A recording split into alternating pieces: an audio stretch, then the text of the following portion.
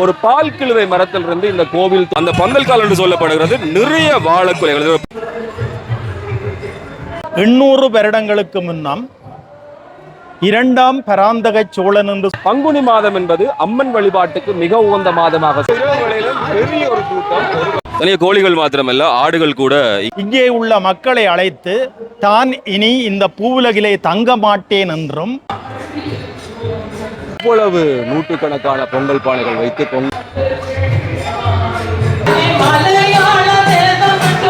ஆடிக்கொண்டு இருக்கின்ற போது பள்ளி கெபிளி ஒன்று சொல்லும்.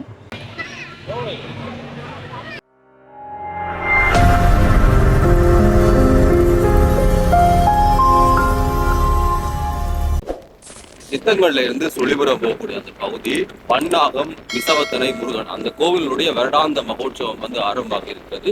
வீதி எல்லாமே மின் விளக்குகள் பொருத்தி அவர்கள் அலங்காரத்தை செய்திருக்கிறார்கள். அது மாத்திரமல்ல, மேல கொடி எல்லாமே கட்டி இது காரநகர் வீதி, காரநகர் மாணிப்பா யாழ்ப்பாணம் இந்த மூன்றையும் இணைக்கக்கூடிய அந்த பாதை அண்மையிலே புனரமைக்கப்பட்டிருந்தது. கோவிலுக்கு போகக்கூடிய பாதையில் இருந்து வாய்ப்பு கிடைத்தால் அந்த திருவிழாவை வந்து பதிவு செய்கிறேன். கோவிலுக்கு செல்லக்கூடிய அந்த பகுதியெல்லாம் அலங்கரிக்கப்பட்டு வளைவுகள் எல்லாம் போடப்பட்டிருக்கிறது. சுழிபுரத்தில் நிற்கிறோம். குறிப்பா சுழிபுரத்தில் வந்து பத்திரகாளி கோயிலுக்கு நாங்க போறோம். வீரபத்திர சுவாமி உடனுரை பத்திரகாளி தேவஸ்தானம் என்று சொல்லி இந்த கோவில் வழங்கப்படுகிறது. கோவிலுடைய தோற்றம் எல்லாமே வித்தியாசமான பல்வேறுபட்ட கதைக்களங்களை கொண்டதாக இருக்கிறது. ஒரு பால் கிழுவை மரத்திலிருந்து இந்த கோவில் தோற்றம் பெற்றதாக சொல்லப்படுகிறது. ஒரு சித்தர் இதை உருவாக்கினார். பின்னாலே அவர் வானகி போனார் என்ற வரலாற்று கதைகள் மாத்திரமல்ல, ஆரம்பத்தில் வேள்வியெல்லாம் நடந்திருக்கக்கூடிய ஒரு கோயில். பல்லாயிரக்கணக்கான ஆடுகளும் கோழிகளும் பயிரிடப்பட்டிருக்கக்கூடிய விஷயம். ஆனால் இன்றைக்கு அதெல்லாம் மாற்றப்பட்டு அவை வந்து ஏலத்தில் விற்பனை செய்யப்படக்கூடிய அந்த விஷயம். பங்குனி மாதம் என்பது அம்மன் வழிபாட்டுக்கு மிக உகந்த மாதமாக சொல்லப்படுகிறது. அதிலும் குறிப்பாக சோழர்களுடைய பண்பாட்டோடு சேர்ந்திருக்கக்கூடிய சோழியபுரம் என்று சொல்லி ஆரம்பத்திலே வழங்கப்பட்டிருக்கக்கூடிய இந்த சுழிபுர பகுதியில் இடம்பெறக்கூடிய இந்த பொங்கல் என்பது பங்குனி மாதத்தினுடைய பெரிய பொங்கலாக இந்த பத்திரகாளி ஆட்சியினுடைய பொங்கல் சொல்லப்படுகிறது. பல்வேறுபட்ட வித்தியாசமான அதே போல விசித்திரமான விஷயங்களை உள்ளடங்கக்கூடிய இந்த பொங்கலுடைய முக்கியமான காட்சிகளை இந்த காணொளியில பதிவு செய்கிறேன். பழந்தமிழர்களுடைய வரலாற்றை பொறுத்தவரையிலே தமிழகத்திலும் ஈழத்திலும் முடிவுடைய மூவேந்தர் முதற்கொண்ட மன்னர் யாவரும் சக்தி வடிவாக கொற்றவை தெய்வமாகிய காளிக்கு பெருவிழா எடுத்து கொண்டாடுகின்றனர் என்பதற்கு இலக்கியங்கள் மிகச்சிறந்த சான்றாக இருக்கிறது. இப்படி இருக்கக்கூடிய இந்த சக்தி வழிபாட்டுக்குரிய தனித்துவமான காலமாக இந்த பங்குனி மாதம் தான் விளங்குகிறது. இதனால தான் இந்த மண்ணில் அமைய பெற்றக்கூடிய அம்பாள் ஆலயங்கள் எல்லாவற்றிலுமே பங்குனி மாத உற்சவங்கள் சிறப்பாக இடம்பெற்று வருகிறது. அந்த வகையில் வந்து தொல்லுலகம் போற்றும் சுழிபுரம் என்று சொல்லப்படக்கூடிய இந்த பரளைப்பதியிலே விநாயகர் படிலே சிறப்பிக்கப்படக்கூடிய ஊரின்பால் எழுந்தருளிடக்கூடிய பத்திரகாளி தெய்வத்தின் பொங்கல் உற்சவங்களும் சிறப்பாக நிகழ்ந்து கொண்டிருக்கிறது. இன்றைக்கு பல நூற்றாண்டுகளுக்கு முன்பிருந்தே சோழ பெருமன்னருடைய ஆட்சி மேலோங்கியிருந்த ஈழப்பிரதேசங்களிலே சுழிபுரம் என்று சொல்லப்படுகிற இந்த பகுதியும் மிக முக்கியமான இடத்தை பெறுகிறது. இதனால தான் இந்த இடம் ஆரம்பத்தில் சோழியபுரம் என்றும் அழைக்கப்பட்டிருக்கிறது. கம்மியர் மரபராகியிருக்கூடிய சித்தர் ஒருவர் தனது ஞான நிஷ்டையினாலே பத்திரகாளி அம்பாளை ஒளி வடிவமாக கண்டறிந்து ஒரு பால் கிழுவை விருட்ச மரத்தினுடைய அடியிலே சிறிதாக கோயில் அமைத்து அவித்த கரியுடன் உவித்து ஆக்கிய அமுதால் அம்பாளை பூசித்து வந்திருக்கிறார். இப்படி இருக்கக்கூடிய அந்த பாற்கிழவை விருட்சம்தான் அம்பாளுடைய தல விருட்சமாக இன்றைக்கும் அமைந்திருக்கிறது.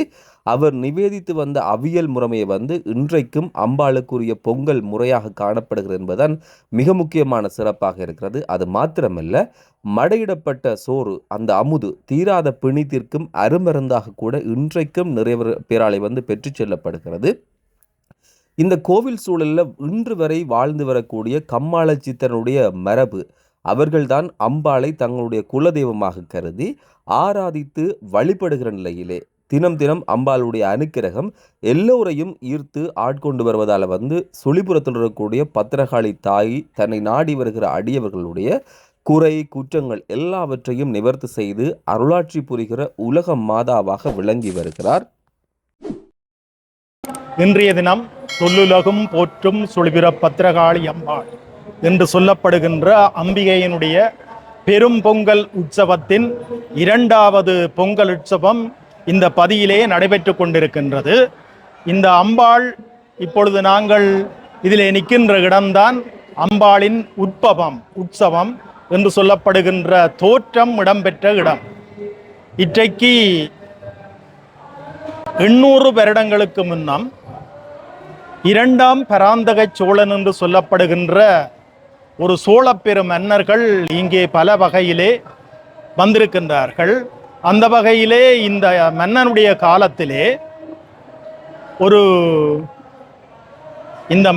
காலத்திலே இங்கே அவர்களுடைய ஆதிக்கம் இருந்திருக்கின்றது. அதன் காரணமாக தென்னிந்தியாவிலிருந்து பல குடிமக்கள் எல்லாம் இந்த இடத்திற்கு வந்து குடிபுகுந்திருக்கின்றார்கள். அவர்களிலே ஒரு சிற்பாசாரி என்று சொல்லப்படுகின்ற ஒரு சித்தர் பெருமான் இந்த ஆலயத்தின் இங்கே தற்போது தெரிகின்ற இந்த பார்க்கிழுவை மரத்தடியிலே அவர் வந்திருக்கின்றார். அப்பொழுது இங்கே வந்து இந்த பார்க்கிழுவையிலே அம்பாளை அவர் உருவகித்து அந்த அம்பாளின் அனுக்கிரகங்கள் தோற்றங்களை அவர் தனது சக்தியினாலே காணப்பெற்று இந்த இடத்திலே பல பூசைகளையும் பல கிரியை முறைகளையும் செய்து வந்திருக்கின்றார். அப்படி செய்து வருகின்ற போது அம்பாளுடைய பிரதான நிவேதனமாக உபித்த சோறும் அபித்த கறியும் இப்படியாக இந்த அம்பாளுக்கு நிவேதித்து அவர் பல தன்னுடைய கிரியை முறைகளை இங்கே செய்து வந்து தன்னுடைய தொழிலையும் சிற்பத் தொழிலையும் இந்த இடத்திலேயே கம்மாலை குடில் என்று சொல்லப்படுகின்ற இடத்தை அமைத்து அவர் தனது தொழிலை ஆற்றி வந்திருக்கின்றார். அந்த வகையிலே சுழிபுரம்பராளாய் ஈஸ்வர விநாயகர் இந்த பகுதியிலே மிக பிரசித்தி பெற்ற பழமையான ஒரு ஆலயம். அந்த விநாயகர் ஆலயத்துக்குரிய சிற்பத்தேரை அவர்தான் இங்கே உருவாக்கி இருக்கின்றார். அவ்வாறு உருவாக்கி இருக்கின்ற போது அந்த சிற்பத்தேரானது வெள்ளோட்டம் காண்கின்ற தருணத்திலே அந்த சிற்பாசாரியார் இங்கே உள்ள மக்களை அழைத்து தான் இனி இந்த பூவுலகிலே தங்க மாட்டேன் என்றும் நீங்களே இந்த அம்பாளுக்குரிய பூசை முறைகளை கவனித்து கொள்ளுங்கள் என்று சொல்லி அந்த வெள்ளோட்டத்திலே கலந்து கொண்டிருக்கின்ற போது அவருடைய அந்த சிற்ப உருவாக்கமும் அந்த தேர் நிர்மாணிப்பும் சரியான சாத்திர முறைப்படி விதிமுறைப்படி செய்ததன் காரணமாக அது நிலத்திலே பொறுக்க முடியாத அளவுக்கு மேலே கிளம்பி இருக்கிறது. அப்பொழுது அவர் கலசம் வைக்க ஏறியதாகவும் அப்பொழுது அவர் சொல்லுகின்றார் அந்த வலது சில்லிலே உளியை எடுத்து குத்தும்படியாகவும் அப்படி குத்துகின்ற போது அந்த தேர் மீண்டும் பூவுலகிலே தரித்து நின்றதாகவும் ஆனால் அந்த கலசம் வைக்க ஏறிய அந்த சிற்பாசாரியார் வான் ஏகி சென்றதாகவும் இப்படி வானேகி சென்றது என்று சொன்னால் வான் மார்க்கமாக சென்று விட்டதாகவும் ஒரு கர்ண பரம்பரை கதையாக இந்த கதை இந்த பகுதியிலே நிலவி வருகின்றது. எங்களுடைய ஆலய வரலாற்று புத்தகத்திலே ஒரு முக்கியமான பதிவாக அடையாளமாக இடம்பெற்றிருக்கிறது.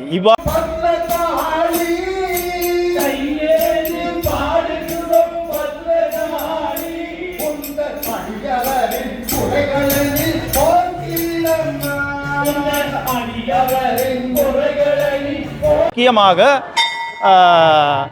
நாங்கள் ஒரு விஷயத்தை கூற வேண்டும்.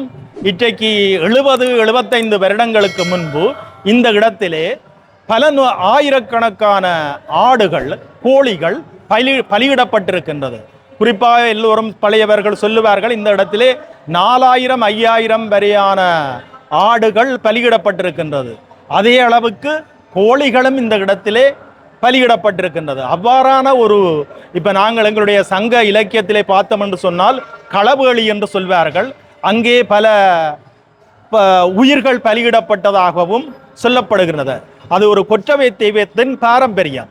அந்த வகையிலே தான் கொற்றவை தெய்வமாகிய இந்த தாய் பத்ரகாளி அம்பாளுக்கும் அந்த பலியிடல் என்பது நடைபெற்று வந்திருக்கின்றது. ஆனாலும் எங்களுடைய சமயத்திலே ஏற்பட்ட மறுமலர்ச்சியின் காரணமாக தற்போது 70 வருடங்களாக இங்கே அப்படி உயிர் பலியிடல் என்பவை எதுவும் இல்லாமல் அம்பாளுக்கு சைவ ஆசார முறைப்படியான பொங்கல் படையல் மடைபரவல் போன்றவையெல்லாம் நடைபெற்று வருகின்றது. எவ்வளவு பக்தர்கள் இந்த பக்கமாக வழிபாட்டு கூடியிருப்பதை போல மறுபக்கமாக பொங்கலும் பரபரப்பாக இடம்பெற்றுக் கொண்டிருக்கிறது. அதோட வந்து நான் ஆரம்பத்தில் சொன்னேன், இந்த கிடாய் வெட்டுறது அது பலியிடுற எல்லாம் நிகழ்ந்ததுன்னு சொல்லி அது பின்னால் மாற்றப்பட்டு இப்ப ஏலம் விடுகிற அந்த நடைமுறை, அந்த ஏலம் விடக்கூடிய அந்த இடம் தான் இதில் அருகில் இருக்கிறது. ஒவ்வொரு நேர்த்திக்காக வளரக்கூடிய கோழிகளையோ ஆடுகளையோ கொண்டு வந்து இதில் கொடுப்பினோம். அதுக்கு பிறகு இது வந்து ஏலத்திலே விற்கப்படும். அதன் மூலமாக கோவிலுக்குரிய அந்த பணம் எல்லாம் பெறப்படும். இந்த நான் உள்ளுக்கும் பார்த்தேன், கொஞ்சம் பேர் இந்த கையில் கோழிகள் எல்லாத்தையும் தூக்கி கொண்டு போய் கோயிலை சுற்றி வலம் வந்ததுக்கு பிறகு இதில் ஒரு காரியாலயம் இருக்குது. அந்த காரியாலயத்தில் வந்து அதை கையளிக்கணும். வழிபாடுகள் நம்பிக்கைகள் என்பது மனிதர்களை தாண்டிடக்கூடிய தெய்வ சக்தியோடு தொடர்புபட்டது. அப்படி இருக்கக்கூடிய விடயங்கள்லாம் வெவ்வேறுபட்ட அன்பர்கள் கோழிகளை கொண்டு வந்து இந்த இடத்துல கோவிலுக்கு காணிக்கையாக கொடுக்கிறார்கள். இதே போன்ற ஒரு விஷயம் புளியம்பொங்கல்ல நாம் பார்த்துக்கிற ஞாபகம் இருக்கு. வேறுபட்ட கோயில்கள் இருந்தாலும் கூட இந்த நேரத்தில் இப்படியாக பொங்கல் நடைபெறுகிறதா அதற்குள்ளால வந்து உள்ள போடுகிறோம். அதுல இருந்து பிறகு அது ஏலத்தில் விடப்படும். அந்த வகையில் தான் இன்றைக்கும் அம்பாளுடைய இந்த இரண்டாவது பொங்கல் உற்சவத்திலே பெருமளவான பக்தர்கள் ஒன்றிணைந்து தங்களுடைய நேர்த்திக் கடன்களை நிறைவேற்றி வருகின்றார்கள். இந்த இடத்திலே இன்னமொரு விஷயத்தை நான் கூற வேண்டும். தற்போது இந்த அம்பாளுடைய ஆலயம் பாலஸ்தாபனம் பண்ணப்பட்டு இருக்கின்ற போதும் இந்த விழாக்கள் நடைபெற்று வருகின்றது. இந்த பாலஸ்தாபனம் வருகிற ஆனி மாதம் அளவிலே எங்களுடைய ஆலயம் கும்பாபிஷேகம் காண வேண்டி இருக்கின்றது. பல வேலைகள் நடைபெற்று கொண்டிருக்கின்றது. எனவே அம்பாளுடைய பக்த அடியவர்கள் தங்களால் இயன்ற பண உதவிகளை பிரிந்து அம்பாளுடைய ஆலய கும்பாபிஷேகம் விரைந்து நடைபெறுவதற்கு உதவ வேண்டும் என்று சொல்லி ஆலயத்தின் சார்பாக நாங்கள் கேட்டுக்கொள்கின்றோம். கோவிலில் வந்து திருப்பணி வேலைகள் எல்லாம் இடம்பெற்றுக் கொண்டிருப்பதனால வந்து தங்களால் இயன்ற காணிக்கைகளை இந்த கோயிலுக்கு வழங்குமாறு பதாகை எல்லாம் விடப்பட்டிருக்கிறது. இந்த பங்குனி மாதம் வந்தவுடனே முதலாவது வருகின்ற செவ்வாய்க்கிழமையிலே விளக்கு வைபவம் என்று சொல்லி ஒரு வைபவம் நடைபெறும். அந்த விளக்கு வைபவம் மிகவும் முக்கியமானது. இந்த விளக்கு வைபவத்தின் போது ஒரு கப்பர் பாட்டு, அம்பாளுக்குரிய விளக்கு வைப்பு பாட்டாக அது பாடப்படும். அப்படி பாடிக்கொண்டு இருக்கின்ற போது பள்ளி கெபிளி ஒன்று சொல்லும். அந்த கெபிளி சொன்னதன் பின்புதான் அந்த பாடலை நிறுத்துவார்கள். நிறுத்தின பின்பு உடனடியாக அந்த விளக்கு வைபவம் பூர்த்தியடைந்ததாக கருதப்பட்டு ஏனைய கிரியைகள் தொடங்கும். அதன் பிறகு அப்படியே தொடர்ந்து பந்தக்கால் நாட்டுகின்ற சம்பவம் அடுத்து வருகின்ற வெள்ளிக்கிழமை நடைபெறும். அந்த பந்தக்கால் தான் முன்னுக்கு இருக்கின்ற பந்தல். அது வாழைக்குலையை கட்டுவார்கள். வாழைக்குலைகள் பெருமளவிலே வந்து கட்டுவார்கள். இந்த கோவிலில் வெவ்வேறு வித்தியாசமான விஷயங்கள் இருப்பதாக நான் குறிப்பிட்டிருந்தேன். அதில் ஒன்றுதான் நாங்கள் பார்க்க போற இந்த விஷயம். குறிப்பா இந்த விளக்கெல்லாம் வைத்ததுக்கு பிறகு அந்த பள்ளி சொல்லுவாம். அந்த பள்ளி சொன்னதுக்கு பிறகு பந்தல் கால் வைக்கிற ஒரு விஷயம். அந்த பந்தல் கால் என்று சொல்லப்படுகிறது நிறைய வாழைக்குலைகள் பந்தல் மாதிரி அமைக்கப்பட்டு மேல நீங்க பார்க்கக்கூடிய மாதிரி நிறைய வாழைக்குலைகள் கோவிலுடைய வாசலுக்கு நேரைய வந்து கட்டப்பட்டிருக்கும். வெவ்வேறுபட்டவர்கள் கொண்டு வந்து இந்த வாழைக்குலையெல்லாம் கட்டி அதுதான் இந்த கோவிலுடைய பந்தல் கால் என்று சொல்லப்படுகிறது. உள்ளே பஜனைகள் வழிபாடுகள் எல்லாம் மிக மிக உக்கிரமாக இல்லை சொல்றது வேகமா நடந்து கொண்டிருக்குது. அடுத்ததாக வருகின்ற முக்கியமான கிரியை இங்கே இருக்கின்ற முதலியவள் தெய்வம். அந்த முதலியவள் தெய்வத்திற்கு முதல் நாள் இந்த பெரும்பொங்கல் நடைபெறுவதற்கு முதல் நாள் ஒரு பொங்கல் உற்சவமாக அது நடைபெறும். அது இந்த ஆலயத்தின் தென்மேற்கு மூலையிலே அமைந்திருக்கின்ற இந்த பிராயஞ்சோலையிலே அந்த பொங்கல் வைபவம் நடைபெறும். அதாவது அந்த முதலியவள் பெருமாட்டியை பத்திரகாளி அம்பாளுடைய பொங்கல் நடைபெறுவதற்கான ஒரு காப்பு கட்டலாக அந்த பொங்கல் வைபவம் பெரிய அளவிலே நடைபெறும். இந்த ஊரில் உள்ளவர்கள் எல்லாம் அதை பொங்கி படைத்து ஆராதித்து இந்த மக்களுக்கு பகிர்ந்து கொடுத்து அதை நடத்துவார்கள். அடுத்த நாள் விடிய இந்த அம்பாளுடைய பெரும்பொங்கல் உற்சவம் இந்த இடத்திலே நடைபெறும். அதுதான் இந்த பங்குனி மாத வருகின்ற இரண்டாவது செவ்வாயில பெரிய அளவில் நடைபெறும். அடுத்ததாக 8ஆம் பொங்கல் என்று சொல்லப்படுகின்ற அல்லது போனால் 2ஆம் மடி என்று சொல்லப்படுகின்ற ஒரு பொங்கல் வைபவம் அதுவும் பெரிய அளவிலே நடைபெற்று கொண்டிருக்கின்றது. அந்த 8ஆம் நாள் 2ஆம் மடி என்று சொல்லப்படுகின்ற அந்த பொங்கல் வைபவம் தான் தற்போது இன்று நடைபெற்று கொண்டிருக்கின்றது. பெரும் எண்ணிக்கையிலான பொங்கல்கள் கோவிலுடைய பின்புற வீதி இதிலே ஆரம்பிக்குது. இதில் திரும்புகிற திசையெல்லாம் நிறைய பொங்கல்கள் மக்கள் அப்படித்தான் இருந்திருக்கிறோம். அதனுடைய ஏற்பாட்டு பணிகள் அந்த விஷயம் எல்லாம் மட்டிவில் பார்த்துருப்போம். அதே மாதிரி வெவ்வேறுபட்ட இடங்களில் இந்த பொங்கல் முறையிலான வழிபாடுகள் எல்லாம் இருக்கும். வைகாசி விசாகத்துக்கு வந்து வெற்றாப்பள்ளியில் நடக்கக்கூடிய அந்த பொங்கல் போல பெரிய அளவில் இந்த பொங்கல் வெவ்வேறுபட்டவர்கள்லாம் சேர்ந்து பொங்கி வழிபட்டு அம்பாளிடம் தங்களுடைய வழிபாடுகளை மேற்கொள்கிறார்கள். இல்ல, பொங்கல் வந்து இந்த ஆலயத்தின் உரிமைக்காரர்களால் கடைசியில் அடுத்த நாள் விடுகிற நேரம் வளர்ந்து பொங்கல் என்று சொல்லி அவர்கள் தங்களுடைய உரிமைக்காக அந்த பொங்கி அந்த பிறகு அதை மடைமாற்றி அத்துடன் இந்த பொங்கல் நிறைவு பெறுவதாக இருக்கும். அதற்கு முன்னே அடியவர்கள் எல்லோரும் பல இடங்களில் முந்தைய காலத்திலே எல்லாம் சொல்லுவார்கள், பல மைல்களுக்கு அப்பால் இருந்து வண்டில் கட்டி இந்த இடத்திலே வந்து பெருந்தொகையானவர்கள் இந்த கோயில் முன்றலில் வீதிகளில் மட்டுமல்லாது ஆலய சுற்றாடல்களில் இருக்கின்ற வளவுகளிலும் பெரும் பொங்கல்களில் ஈடுபட்டு வந்திருக்கின்றார்கள். அப்படி அது ஒரு பொங்கல் பாரம்பரியமாக இந்த பங்குனி மாதம் என்று சொன்னாலே அம்பிகைக்குரிய கிரியைகள் பல ஆலயங்களிலே நடைபெறும். அதிலேயும் எங்களுடைய சுழிபுரம் பத்திரகாளி அம்பாள் ஆலயத்திலே நடைபெறுகின்ற பொங்கல் ஒரு விசேடமானது. இந்த ஊருக்கே மிக சிறப்பும் சாந்தியும் உடைய ஒரு பொங்கல் வைபவமாக இந்த ஊரையே சாந்திப்படுத்துவதற்காக இந்த பிரதேசங்களை எல்லாம் குளிர்விப்பதற்காக இந்த பொங்கல் இந்த பிரதேசத்திலே நடைபெற்று வருகின்றது.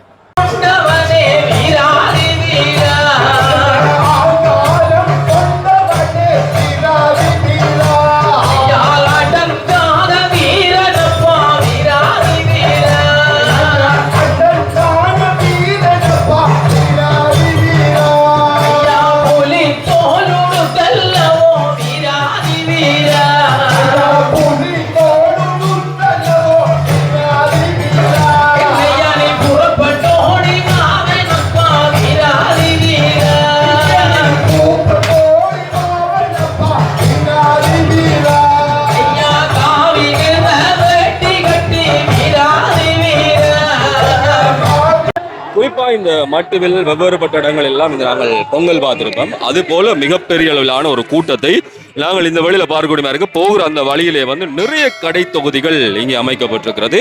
அதை விட நான் ஆரம்பத்தில் சொன்னேன், பல்வேறுபட்ட வரலாற்று கதைகள், வித்தியாசமான கதைக்களங்கள் எல்லாம் இந்த கோவிலுக்கு நிறைவாக இருக்கிறது.